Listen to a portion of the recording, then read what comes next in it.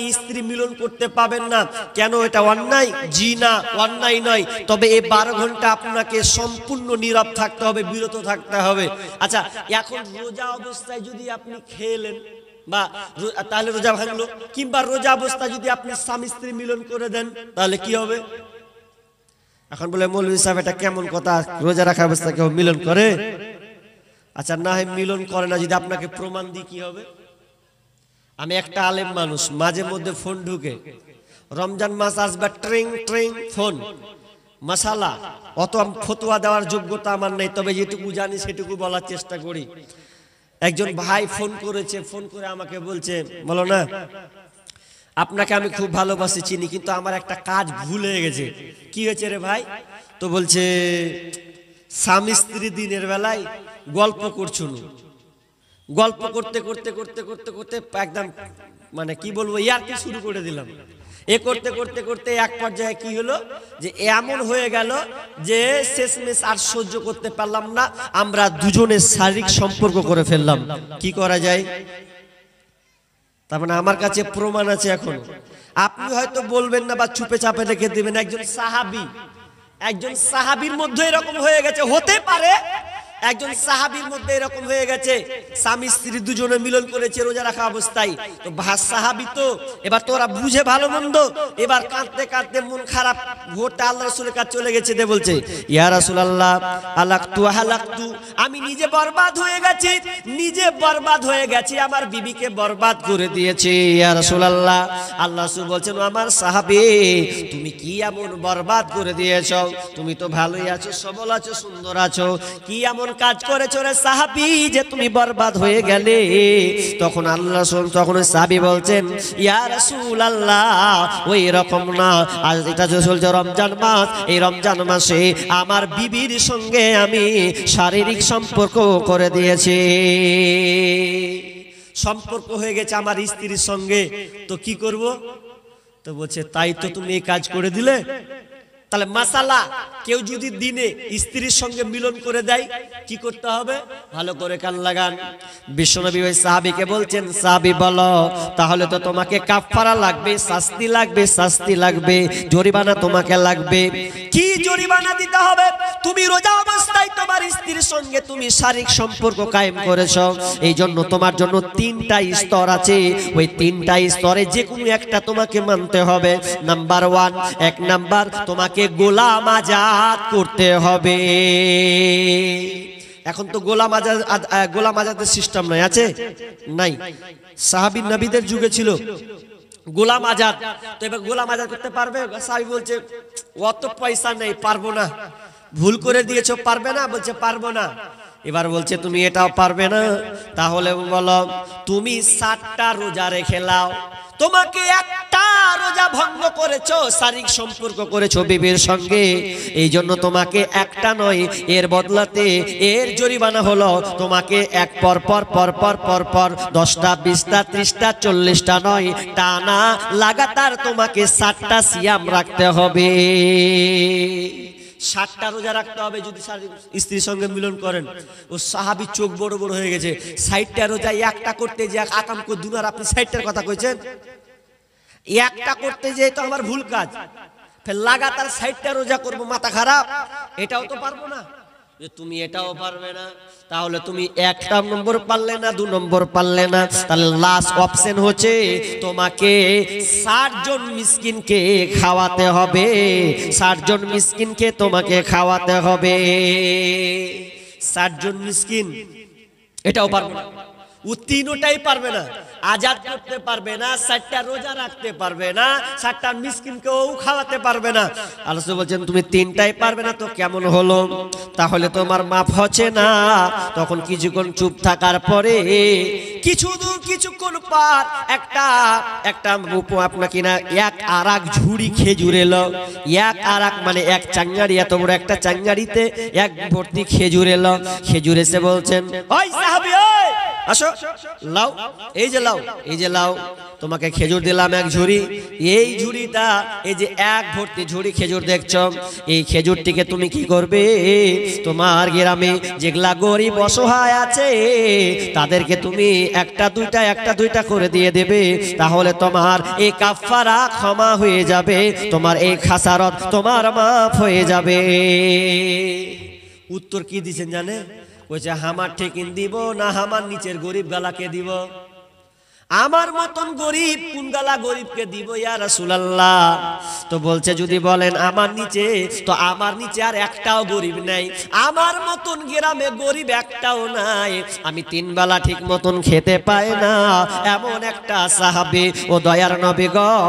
তো আমার নিচে যেহেতু নাই, আমি তো সবচাইতে নিচু মানের গরিব, তো আমি কাকে দিব বলে? আল্লাহ রাসূল তখন মুচকি হাসছে, কইছে তুই এটা পারিস না ওটা পারিস না, গরিবের বেলা কইছিস হাত থেকে কেউ গরিব নেই। তার কইছে যা তাহলে তোরা নিজে মুনি খেয়ে লেগে যা, বেটা লেগে যা, কি করবি? নিচে বেলে অত গরিব নেই, তো তোরা তোর পরিবারকে দিয়ে আনন্দ ফুর্তি করে যা, খেয়ে লেগে যা। জি, তার মানে এখান থেকে প্রমাণ হলো যে আপনি যদি এই খেসারত হয়ে যায়, আপনার ভুলটা হয়ে যায়, তাহলে আপনার 60 জন মিসকিনকে আপনাকে খাওয়াতে হবে, নাইলে আপনাকে 60টা রোজা রাখতে হবে। এবার কোনটা আপনি করবেন মনে করলেন, তাহলে আপনাকে সাবধান থাকতে হবে। এই জন্য বিশ্বনবী অনেক হাদিসে বলেছেন, অনেক জায়গায় বলেছেন, খবরদার যখন রোজার সময় হবে এমন নির্জনে তোমরা স্বামী স্ত্রী চলে যেও না, তোমরা থাকবে ভালো একটু সতর্ক অবলম্বন করবে। এক সময় একজন সাহাবী এসে বলছেন ইয়া রাসূলুল্লাহ বলেন তো আমার বিবিকে কি আমি চুম্বন করতে পারি কিনা? আমি রোজা আছি, এই রোজার হালাতে আমি কিস করতে পারবো কিনা?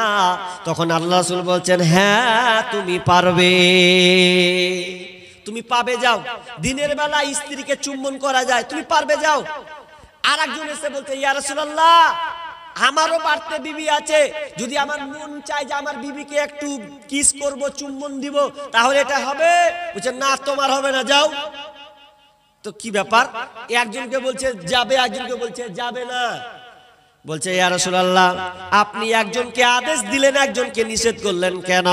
তখন উত্তর এলো আল্লাহ রাসূল বলছেন ওরে যে লোকটা আমাকে প্রশ্ন করেছিল ওই লোকটা ছিল বুড়া, বয়স্ক লোক, বলছে স্ত্রীকে চুম্মা দেওয়া যাবে কিনা? আল্লাহ রাসূল বুঝলেন এ দিলে কোনো গোলমাল হবে না, এ যদি 100 বার দেয় গোলমাল হবে না, তুমি দাও গা তোমার জন্য জায়েজ হয়ে যাবে। কিন্তু আর একটা ছেলে দ্বিতীয় লগ্নে ইয়ং একদম যুবক টকবগে, ও যখন বলছে আল্লাহ রাসূল আমি পাবো কিনা, বলছে না তুমি সাবধান থেকে যাও, কারণ হতে পারে এই চুম্বনের বিনিময়ে হয়ে যেতে পারে তোমাদের এমন একটা সম্পর্ক হয়ে যাবে, ভালোবাসা গভীর, তোমাদের প্রেম প্রীতি বেড়ে যেতে পারে, আর ওই সময় তুমি কন্ট্রোল করতে পারবে না, এই জন্য তুমি বিরত থাকবে। হাজি রোজা রাখবো, তাহলে আমাদেরকে অনেক নিয়ম কানুন আমাকে মেনে চলতে হবে।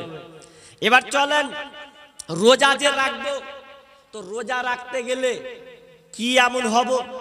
12 ঘন্টা না খেয়ে কি লাভ আছে? জি নামাজ পড়ছি 2 রাকাত 4 রাকাত, তুমি ভাল লাগছে, আল্লাহু আকবার ডাকছি, মজা আছে, সূরা ফাতিহা আছে, সূরা নাস আছে, ইখলাস ফালাক আপনি যেটা পারবেন পড়ছেন, তাও একটা তৃপ্তি আসছে যে আল্লাহকে আমি ডাকছি, নামাজ পড়ছি, এটা মজা আছে। আচ্ছা 12 ঘন্টা না খেয়ে কি মজা আছে? জি আল্লাহ সুবহানাহু ওয়া তাআলা বলছেন লাআল্লাকুম তাত্তাকুন, ওরে আমার ইমানদার ইমানদারেরা, ও নর নারী শুনে নাও, আমি তোমাকে মুত্তাকি বানাবো, এই জন্য আমি এই রমজান মাসে রোজাটাকে দিলাম, যাতে করে তুমি মুত্তাকি হয়ে যাও, ইমানদার হয়ে যাও। এই জন্য আমি আল্লাহ এই রমজান মাসে রোজা নামের পেটেন্টটাকে আমি বানালাম। তুমি না খেয়ে প্রমাণ করবে, তুমি না খেয়ে সারা বিশ্ববাসীকে জানিয়ে দেবে আল্লাহর আইন কিভাবে মানা যায়, সারা বিশ্ববাসীকে মুসলমান তোমরা জানিয়ে দেবে যে রোজা রাখলে এখানে সম্প্রীতি বজায় থাকে, রোজা থাকলে আপনি কেমন থাকবেন, ইসলাম কাকে বলা হয়, এটা কিন্তু প্রমাণ হয়ে যাবে। রমজান মাস আসলে দেখবেন পরিস্থিতি ঠান্ডা হয়ে যায় না? জি ঠান্ডা হয় না? ভালো লাগে না?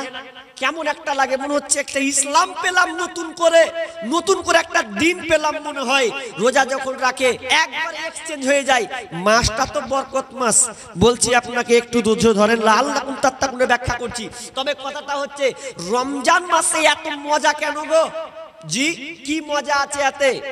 আল্লাহ রাসূল বলছেন, ইজা দাখালা রমাদানু ফুতিহাত আবওয়াবাস সামা ওয়া গুল্লিকাত আবওয়াবাল জাহান্নাম ওয়া সুলসিলাতিশ শায়াতিন। আল্লাহ সুবহানাহু ওয়া তাআলা বলেন, বিষ্ণু বলছেন, আল্লাহ সুবহানাহু ওয়া তাআলা যখন রমজান মাস এসে যায় তখন আসমানের দরজাকে ওপেন করে দেওয়া হয়, আসমানের দরজাকে খুলে দেয়। ওয়া গুল্লিকাত আবওয়াবাল জাহান্নাম, এবং জাহান্নামের দরজাকে বন্ধ করে দেয়। ওয়া সুলসিলাতিশ শায়াতিন, এবং খারাপ শয়তানকে জিনকে জিনজির দিয়ে বেঁধে দেওয়া হয়, যাতে করে আমার বান্দারা এই রোজা রাখতে গিয়ে গুনাহ না করে দেয়, তারা যেন পাপে জড়িত না হয়ে যায়। এই জন্য আল্লাহ সুবহানাহু ওয়া তাআলা এই শয়তানকে জিনজির দিয়ে বেঁধে দেয়। একটা প্রশ্ন আসবে, প্রশ্নটা আপনার মাথায় এসেছে কিনা আমি জানি না। শয়তানকে জিনজির দিয়ে বেঁধে দেওয়া হয়, এখানে অনেকে প্রশ্ন করতে হবে, আপনি না করলে নাস্তিকরা প্রশ্ন করে দেবে হুট করে। ডাক্তার জাকির নায়েককে প্রশ্ন করেছে, যখনই বলল যে শয়তানকে জিনজির দিয়ে বেঁধে দেওয়া হয়, ফুট করে নাস্তিক যারা বেধর্মী তারা তো আর বসে নাই, প্রশ্ন করার লেগে রেডি হয়ে আছে। বলছে বুঝলাম না হয় রমজান মাসে শয়তানকে জিনজির দিয়ে বেঁধে দেয়, তা আপনি উত্তর দেন। কি উত্তর? তাহলে মানুষ এই রমজান মাসে কেন অন্যায় কাজ করে? শয়তানকে যদি জিনজির দিয়ে বেঁধে দিবে তো মানুষ কেন অপরাধ করে? আচ্ছা দেখবেন অনেক সময় অনেক মুসলমানের বাচ্চা দেখবেন রমজান মাস আসলেও রোজা রাখে না, এমন লোক আছে না? নাই নাই? আপনাদের এদিকে হেমতাবাদে নাই নাকি? আছে, আছে মানে আমাদের মুর্শিদাবাদে আরো